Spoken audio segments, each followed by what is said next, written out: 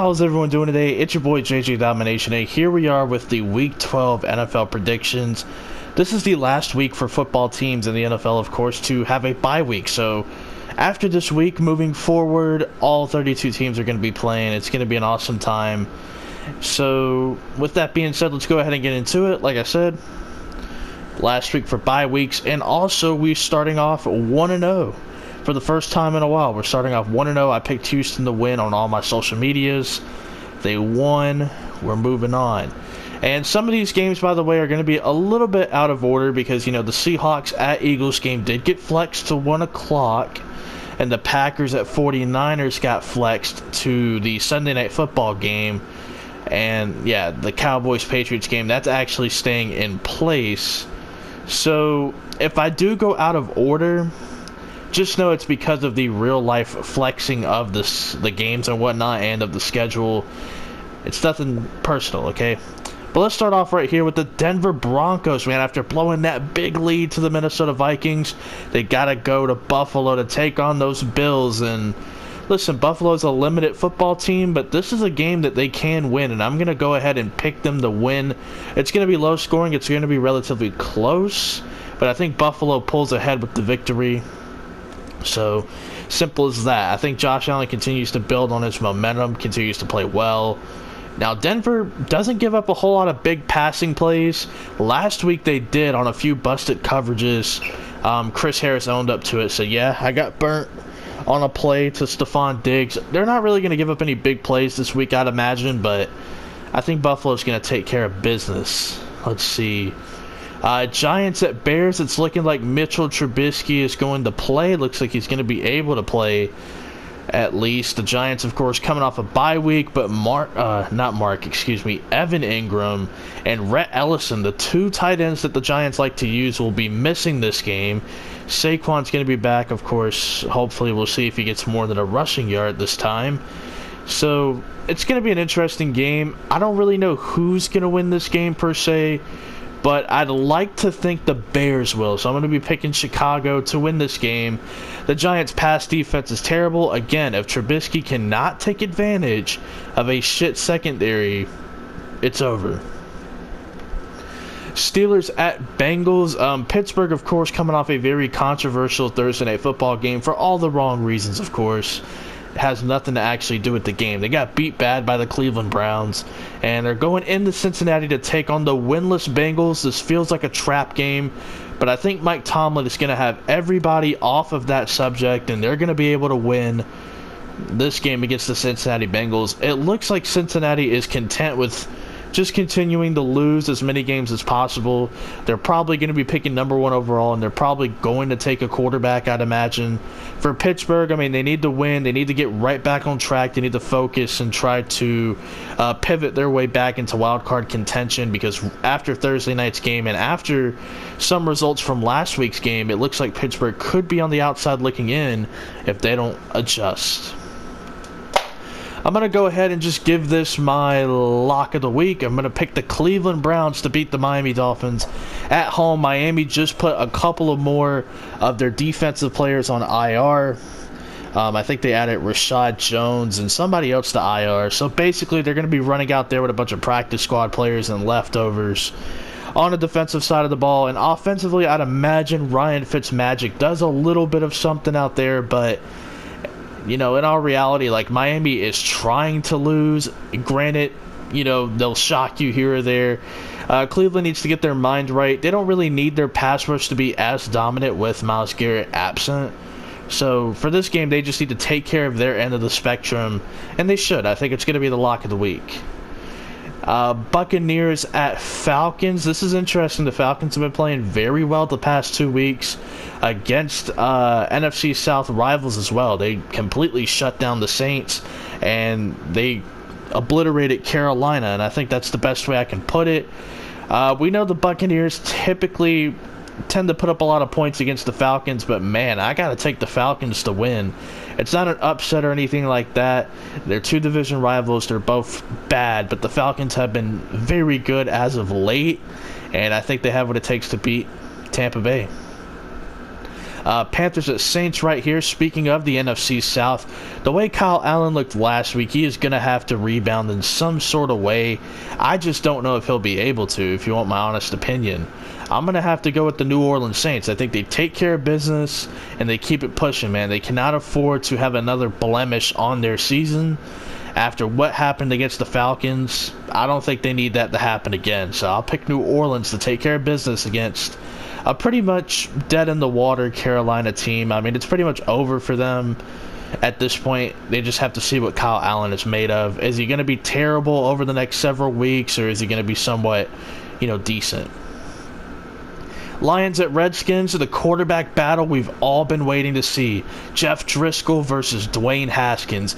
A quarterback that was just about to convert to wide receiver versus a quarterback that is being humbled by the league, and apparently the league done messed up. That's what he said, not my words.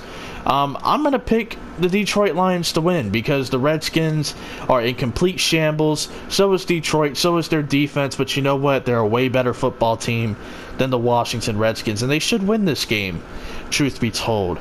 Let's see. Raiders at Jets.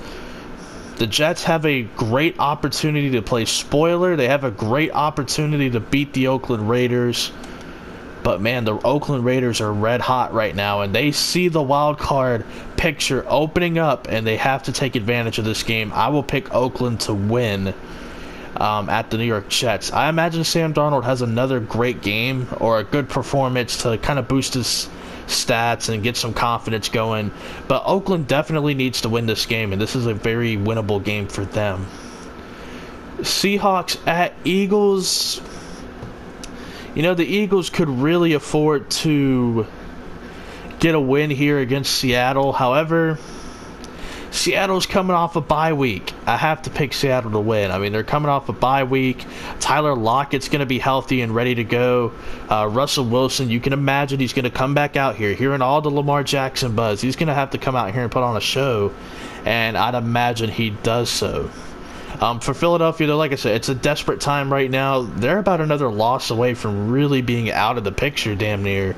The only thing really keeping them in it is the fact that the Cowboys are, 6-4? Something like that. I mean, that's really the only thing that's keeping them in the race right now. Jaguars at Titans, you know what? A little risky, but give me the Titans. The only reason I say it's a little risky is because when you expect Tennessee to win, they lose. When you expect Tennessee to lose, they win. That's just kind of how the Tennessee Titans are. They're destined to be 8-8 or 9-7. That's at least how things have been going the last 3 seasons. I did pick them to win at the very beginning of the year. I picked them to win their division. Definitely not going to happen. Could still make the playoffs, but they're coming off a bye week against Jacksonville, who got completely dominated by the Indianapolis Colts. Derrick Henry's coming into town. He likes to run for 99-yard touchdowns against this team, and I think he'll probably rip off another big run against Jacksonville and put the game away. Now, this is the battle of the 2 most hated fan bases and 2 most beloved fan bases in America, the Dallas Cowboys and the New England Patriots right here. It's going to be in Foxborough. A couple of things to keep in note. Mohamed Sanu and Philip Dorsett, it looks like both of those receivers for New England probably not going to play. Tom Brady was listed as quote-unquote questionable with a right elbow injury. I'm going to call BS on that one, but it could be true. Who knows? And for the Cowboys, Leighton Vander Esch, the linebacker, had a neck injury. Is going to miss this week. I'm hearing he could potentially miss the season, but it's not a career-threatening injury, which is good to hear. Those neck injuries, depending on the severity of it, is very scary stuff to hear. So I'm glad that it's not a career-threatening one. He could miss the season. I don't know if he does or if he doesn't, but he's definitely not playing tomorrow. The Patriots, man, they're at home. I'm going to take New England to win. They're due to beat a really good team. I mean, they beat Philadelphia last week. Philadelphia's not doing as good as a lot of people, including myself, expected.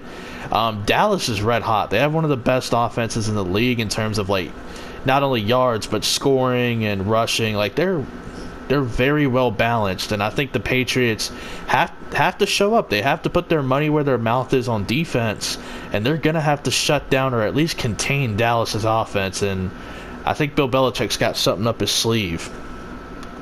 Now here we are for the Sunday Night Football game. It is going to be the Green Bay Packers going to Santa Clara to face those 49ers.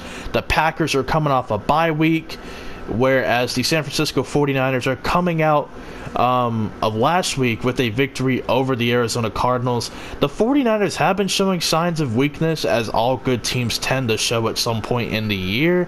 For Green Bay, this is the first time all season they've been fully healthy, with the exception of backup guard Cole Madison, who went down with an injury towards ACL at practice. But for San Francisco, it's looking like they're going to be without a couple of players. Joe Staley, the left tackle, D Ford at edge rusher, Robbie Gould, their kicker. It looks like Matt Breida's not going to play, but I think George Kittle is going to play at tight end. Emmanuel Sanders might be playing. Deebo Samuel might be playing. Just a lot of injuries. This team is starting to get nicked up, but they've developed a really good next man up mentality. And Jimmy Garoppolo has been pretty reliable for the most part. He does have his interceptions in the red zone. He has some bad turnovers. Green Bay, very opportunistic team. If they can create takeaways, they'll score points. And they've shown that all season, but this is the best defense they're going to face. It's going to be tough. But you know me, I don't bet against my team. I don't care about, you can say I'm biased when it comes to picking my team. I definitely am. But when it comes to analyzing my team, I show no bias. I show no favoritism. It's whatever. But when it comes to picking them, I don't pick against them, people. I think they do have a legitimate chance to beat the 49ers. It's going to be tough, but it's a must-win game. The next 2 weeks for Green Bay are going to be relatively easier outs against the likes of the New York Giants and the Washington Redskins, whereas San Francisco, if they survive Green Bay, or if they beat them, let's just say they dominate Green Bay. If they do, good for them. They've proven their legitimacy.